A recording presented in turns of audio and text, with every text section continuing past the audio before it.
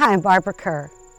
I've lived here at Captain's Creek Farm for 15 years, and I came here because of the history of this place, the big history as well as the people's history. So I'll try to give you an idea of why it's so important that we not introduce big solar industry to this area. First of all, what I like to tell people when they come here is to look up a mile high into the sky. And if you can imagine a blue wall of ice, that represents the glacier that came through here on one of the last glaciations, and it stopped right here at Captain's Creek. Now, the way you know that is that all through this neighborhood, you'll see big stones on top of posts, and they have a special meaning. And that's because Louis Schendel, who lived in this house at the beginning of the last century, was an amateur geologist. And when the USGS said that the glacier stopped at the Kerr River, he said, no, it didn't. It stopped right here. I find all these glacial rocks. They didn't believe him, so he put rocks on all the posts. And the reason that's important when we talk about industrial solar is that that means that the soil that covers this area was blown off the glacier, that it was formed in a very fragile way. Our topsoil isn't like other soil. It's rich, beautiful farmland, but it's also highly erodible. And the kind of industrial solar will create and change the water flow in such a way that it could very much damage the soil. Another reason why this area is so immensely historical is that the Civil War was waged right here. The first battle of the Civil War, Blackjack, right down there. You could walk down there if you followed Captain's Creek all the way. And the Oregon, Santa Fe, and the California trails started 7 miles from here. Now this solar land is going to go right over historical landmarks. And now for the first time we have young farmers coming, and they're doing amazing things.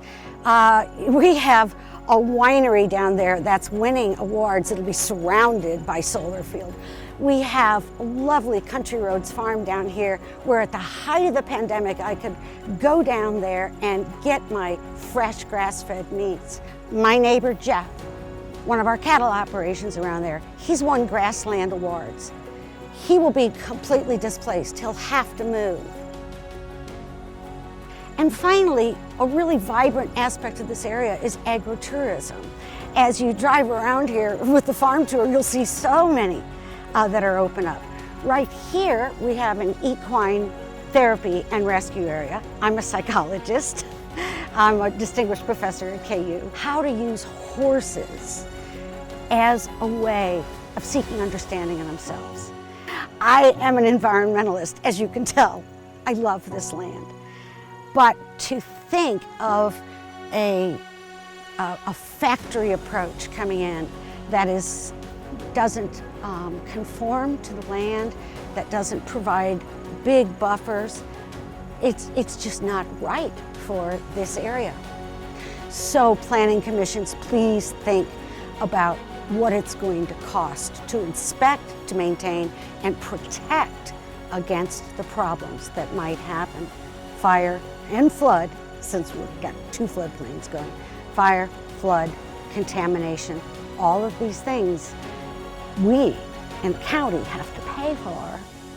In this neighborhood, most of us are small landowners. Most of us have about 10, maybe 15 acres.